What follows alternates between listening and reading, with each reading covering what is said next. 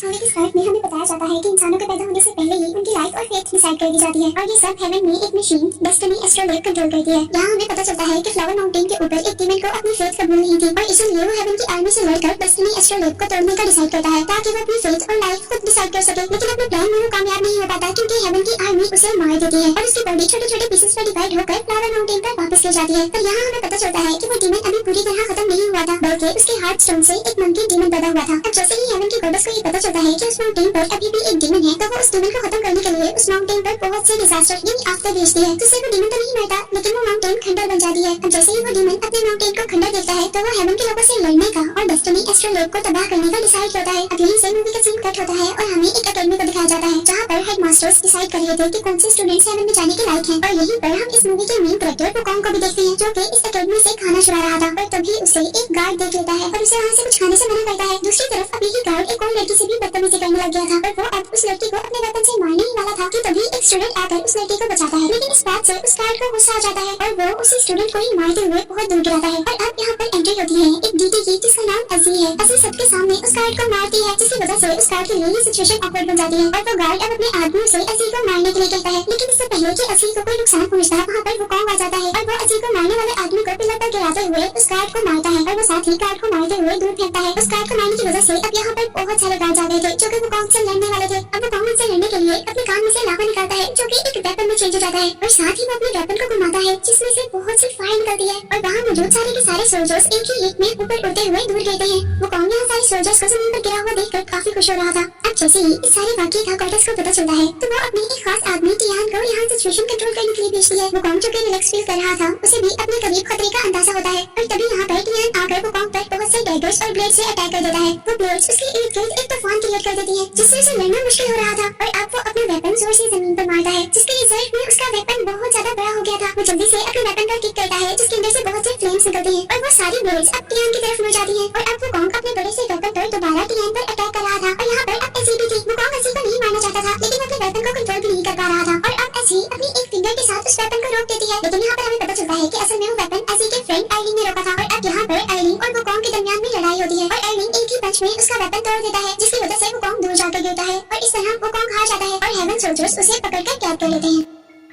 अब यहाँ हमें दोबारा गॉडेस को दिखाया जाता है जिसके पास अब टियान मौजूद था और वहीं पर एजी आती है और हम पर रिवील होता है कि असल में एजी इस गॉडेस की बेटी है और वो अपनी मदर से इस बात की शिकायत कर रही थी कि वुकोंग के साथ साथ उसके दोस्त आइलिन को क्यों कैद किया गया जबकि आइलिन ने तो वुकोंग को हराकर उस लड़ाई को रोका था। और यहाँ गॉडेस एजी को बताती है कि आइलिन को उनकी बात ना मानने की सजा मिली है क्योंकि गॉडेस ने वो लड़ाई रोकने का काम टियान को दिया था। अब यहाँ हम वुकोंग और आइलिन दोनों को एक ही प्रिजन में देखते हैं और वुकोंग आइलिन से कह रहा था कि हमारी लड़ाई बिल्कुल अनफेयर थी क्योंकि तुम लोग दो थे और मैं सिर्फ एक। और अब वुकोंग दोबारा आइलिन से लड़ाई करने को कहता है लेकिन यहाँ पर आइलिन उसे मना कर देता है और तब वुकोंग आइलिन के साथ साथ उसकी मदर की भी इंसल्ट करता है। इस बात पर आइलिन को भी गुस्सा आ जाता है और वो भी लड़ाई के लिए खड़ा होता है। पर इससे पहले कि वो लोग लड़ाई करते हैं यहाँ पर गॉडेस आ जाती है और गॉडेस आइलिन को फ्री कर देती है जिस पर वुकोंग गॉडेस से कहता है कि ये तो कोई इंसाफ ना हुआ यार तो हम दोनों ही रहे थे तो आपने उसको क्यों फ्री कर दिया मुझे भी आपको फ्री करना चाहिए। और वुकोंग की बात सुनकर गॉडेस अपने मैजिक से एक क्राउन बनाती है और उस क्राउन को वुकोंग के सर पर रख देती है। लेकिन ये क्राउन असल में एक क्राउन नहीं था बल्कि ये गॉडेस के सामने बोलने की सजा थी जिसको पहनने की वजह से उसको बहुत ज्यादा पेन होता है और उस क्राउन का कंट्रोल गॉडेस अपनी बेटी एजी को दे देती है। अब वुकोंग अपने पास्ट के बारे में सोच रहा होता है और मूवी फ्लैशबैक में चली जाती है जहाँ पर हमें पता चलता है कि वुकोंग ही असल में मंकी डीमन है जो कि वो उस डीमन के हार्ट स्टोन से पैदा हुआ था और उसे एक ओल्ड मैन ने अपनी पावर से इंसान में चेंज कर दिया था ताकि गॉड्स उसे पहचान न सके और वो गॉड्स की देने वाली बाकी सजा से बच सके। अब दूसरी तरफ हम गॉडेस और आइलिन को देखते हैं जहाँ पर आइलिन डेस्टिनी एस्ट्रोलेब के अंदर था और वो गॉडेस उसे इस बात का लेक्चर दे रही थी कि वो कैसे अपने ह्यूमंस इमोशंस को खत्म कर सकता है और साथ ही वो ये बात भी कह रही थी कि वो इस एस्ट्रोलेब की हेल्प से अपनी मॉम और अपनी फ्रेंड अजी को भूल जाए जिसके बाद ही वो असल डीटी यानी खुदा बन पाएगा। अब यहाँ हम देखते हैं कि वुकोंग को होश आ गया था और वो अपने सामने अजी को देखकर चीखता है और कहता है कि मेरे सिर से इस क्राउन को उतार दो। और इस बात पर अब अजी क्राउन का कंट्रोल घुमाती है और वो मंकी डीमन ऐसे नीचे बैठ जाता है जैसे वो उसकी सारी बातें मानता है क्योंकि वो अब वैसा पेन नहीं फील करना चाहता था जैसा वो इससे पहले कर चुका था। अब वो लोग हेवन एकेडमी के एक सेमिनार पर जाते हैं जहाँ पर एक मास्टर अपने साथ सभी स्टूडेंट्स को बता रहा था कि ये हेवन कैसे वर्क करती है। वो लोग यहाँ पर एक ब्रिज से गुजर रहे थे और मास्टर उन्हें बता रहा था कि इस ब्रिज से गुजरने के बाद तुम एक इंसान नहीं रहोगे बल्कि एक डीटी बन जाओगे और तुम्हें अब अपने हर इंसानी इमोशन इंसानी काम और इंसानी रिलेशन को छोड़ना होगा। और वो ब्रिज आकर एक ऐसे रूम में खत्म होता है जहाँ पर डेस्टिनी एस्ट्रोलेब था और यहाँ पर वुकोंग के साथ साथ सभी स्टूडेंट्स को गॉडेस मिलती है जो उन्हें बता रही थी कि ये डेस्टिनी एस्ट्रोलेब कैसे वर्क करता है और अपनी बात ना मानने वालों को कैसे सजा देता है। और इस बात को प्रूव करने के लिए वो उन्हें मंकी डीमन की एग्जांपल देती है जिसकी वजह से वो फ्लावर माउंटेन भी खराब हो गई थी। ये बात बताने का उस गॉडेस का मकसद ये भी था क्योंकि वो जान रही थी कि वुकोंग ही असली मंकी डीमन है और वो अब ये भी जानना चाहती थी कि वुकोंग असल में यहाँ क्या करने आया है। वुकोंग अपने साथ होने वाले इंसिडेंट को गॉडेस के मुंह से सुनकर बहुत ज्यादा गुस्से में आ गया था लेकिन इससे पहले कि वो कुछ करता एजी अपनी मॉम यानी गॉडेस को रोक देती कहती है असल में वो गॉडेस की इस स्टेटमेंट से डिसएग्री थी। वो कहती है कि हेवन का असल काम लोगों को इंसाफ देना है और वो अपनी मॉमी गॉडेस से पूछती है कि क्या किसी का घर तबाह करना कोई इंसाफ हो सकता है। और यहाँ गॉडेस उसे बताती है कि ये सब कुछ वो डेस्टिनी एस्ट्रोलेब ही डिसाइड करता है और उसी का कहा हुआ एक ट्रू जस्टिस है। इस सब के बाद सारे स्टूडेंट्स यहाँ से चले जाते हैं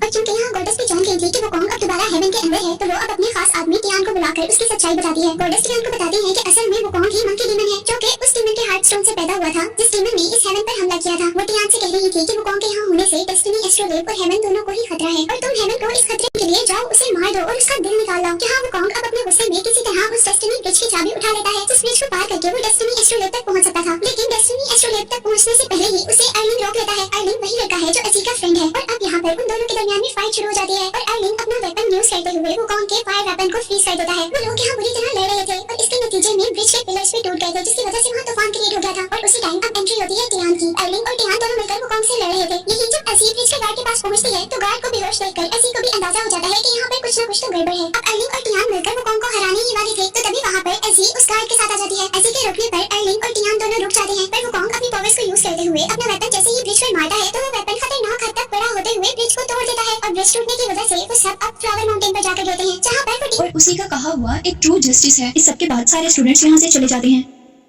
और क्योंकि यहाँ गॉडेस भी जान गई थी कि वो कॉन्ग अब दोबारा हेवन के अंदर है तो वो अब अपने खास आदमी टियान को बुलाकर उसकी सच्चाई बताती है। गॉडेस टियान को बताती है कि असल में वो कॉन्ग ही मंकी डीमन है जो कि उस डीमन के हार्ट स्टोन से पैदा हुआ था जिस डीमन ने इस हेवन पर हमला किया था। वो टियान से कह रही थी कि वो कॉन्ग के यहाँ होने से डेस्टिनी एस्ट्रोलेब और हेवन दोनों को ही खतरा है और तुम हेवन को इस खतरे से निकालने के लिए जाओ उसे मार दो और उसका दिल निकाल लो। जहाँ वो कॉन्ग अब अपने गुस्से में किसी तरह उस डेस्टिनी ब्रिज की चाबी उठा लेता है जिस ब्रिज को पार करके वो डेस्टिनी एस्ट्रोलेब तक पहुंच सकता था। लेकिन डेस्टिनी एस्ट्रोलेब तक पहुंचने से पहले ही उसे अर्लिंग रोक लेता है। अर्लिंग वही लड़का है जो एसी का फ्रेंड है और अब यहाँ पर उन दोनों के दरमियान में फाइट शुरू हो जाती है और अर्लिंग अपना वेपन यूज करते हुए वो कॉन्ग के फायर वेपन को फ्रीज कर देता है। वो लोग यहाँ बुरी तरह लड़ रहे थे और इसके नतीजे में ब्रिज के पिलर्स भी टूट गए थे जिसकी वजह से वहाँ तूफान क्रिएट हो गया था। और उसी टाइम अब एंट्री होती है टियान की। अर्लिंग और टियान दोनों मिलकर वो कॉन्ग से लड़ रहे थे। यही जब एसी ब्रिज के गार्ड के पास पहुंचती है तो गार्ड को बेहोश देखकर एसी को भी अंदाजा हो जाता है कि यहाँ पर कुछ न कुछ तो गड़बड़ है। अब अर्लिंग और टियान मिलकर वो कॉन्ग को हराने ही वाले थे तो तभी वहाँ पर एसी उस गार्ड के साथ आ जाती है। एसी के रुकने पर अर्लिंग और टियान दोनों रुक जाते हैं पर वो कॉन्ग अपनी पावर्स को यूज करते हुए अपना वेपन जैसे ही ब्रिज पर मारता है तो वो वेपन खतरनाक हद तक बड़ा होते हुए ब्रिज को तोड़ देता है और ब्रिज टूटने की वजह से वो सब अब फ्लावर माउंटेन पर जाकर गिरते हैं जहाँ पर वो डीमन रहा करता था। जहाँ आने पर भी वो तीनों एक दूसरे से लड़ रहे थे लेकिन इस वक्त उनको चोट लगना शुरू हो जाती है और अब उनको पता चलता है कि हम जमीन पर आ गए हैं और हमारी सुपर पावर्स खत्म हो गई हैं। और तभी इस वक्त गांव पर क्लाउड डीमन अटैक कर देता है जो कि अपनी पावर्स बढ़ाने के लिए सब गांव वालों को अपने अंदर ले रहा था। सभी गांव वाले डरकर उससे छुप रहे थे और अंदर अपने घरों की तरफ जा रहे थे। और इसी दौरान टियान की नजर एक बच्चे पे पड़ती है जो कि बाहर ही रह गया था और उसे यहाँ पर एक लड़की बचाने के लिए आती है। टियान जल्दी से आता है और उन दोनों को बचाकर अंदर ले जाता है और इससे पहले कि वो खुद अंदर जा पाता अब क्लाउड डीमन उसे ही अपने अंदर खींचने लगा था और अब टियान को और कोई नहीं बल्कि वो कॉन्ग बचाता है जिसे टियान मारने वाला था। इस वक्त एजी अपने एरो से उस क्लाउड डीमन पर अटैक करती है जिसकी वजह से वो क्लाउड डीमन फ्रीज हो जाता है और वहाँ से वापस चला जाता है। सीन यहीं से कट हो जाता है और सुबह होने पर हम वो कॉन्ग और अर्लिंग को रस्सी से बंधा हुआ देखते हैं जिन्हें एजी ने बांधा था। और अब एजी उन सबसे कहती है कि ये गांव वाले खतरे में हैं और हमें अपनी लड़ाई छोड़कर इनकी मदद करनी चाहिए। और साथ ही एजी उन दोनों को ये भी बताती है कि गांव वालों को लग रहा है कि हम डीटीज उनकी मदद करने के लिए आए हैं। पहले तो एजी और अर्लिंग दोनों इनकार कर देते हैं और फिर जब वो खुद गांव वालों को मुश्किल में देखते हैं तो वो डिसाइड करते हैं कि वो अब क्लाउड डीमन को पकड़ कर ही रहेंगे। और अब वो लोग उसे पकड़ने के लिए एक आर्टिफिशियल सनसेट क्रिएट करते हैं क्योंकि सूरज ग्रूब होने के बाद ही वो बादल अपीयर होता था और उस आर्टिफिशियल सनसेट को देखते ही वो क्लाउड डीमन अब गांव पर अपीयर हो गया था। अब यहाँ सब लोग मिलकर उस पर फ्रीजिंग एरो से अटैक कर रहे थे लेकिन इसे कुछ भी नहीं हो रहा था बल्कि सिर्फ उस डीमन को गुस्सा आ रहा था। और अब टियान जल्दी से भागता हुआ जाता है और अपने आर्टिफिशियल सनसेट एलुमिनियम को आग लगा देता है जिसकी वजह से वहाँ पर डीमन का फेस देखा जा सकता था। उस डीमन का चेहरा नजर आते ही वो कॉन्ग अपनी बड़ी सी फ्रीजिंग कैनन से उस पर अटैक कर देता है और अब यहाँ वो कॉन्ग के मारते ही टियान उस डीमन को कैद कर लेता है और इस तरह गाँव वाले उस डीमन से बच जाते हैं जो उन्हें सालों से तंग कर रहा था। इस गाँव में टियान को अपनी वो फ्रेंड भी मिलती है जिसे हेवन से निकाल दिया गया था। इस सबके बाद हम वो कॉन्ग और एजी को देखते हैं जहाँ अब हमें पता चलता है कि एजी वो कॉन्ग को पसंद करने लगी थी लेकिन ये बात गॉडेस को बिल्कुल भी पसंद नहीं आती और वो अब एजी को वापस हेवन में लेकर आने के लिए हेवन से अपनी आर्मी को फ्लावर माउंटेन तक भेजती है। यहाँ पर आने के बाद वो सोल्जर सभी को मार रहे थे और इस लड़ाई के दौरान वो डीटी टियान जो कि अब जमीन पर आने की वजह से इंसान बन चुका था वो भी मर जाता है और एजी को वो सोल्जर्स वापस लेकर जाने लगते हैं जो देखकर वो कॉन्ग को बहुत ज्यादा गुस्सा आता है और वो कॉन्ग अब सोल्जर से लड़ता है लेकिन वो हार जाता है और वो सोल्जर्स वो कॉन्ग को लेकर हेल में चले जाते हैं।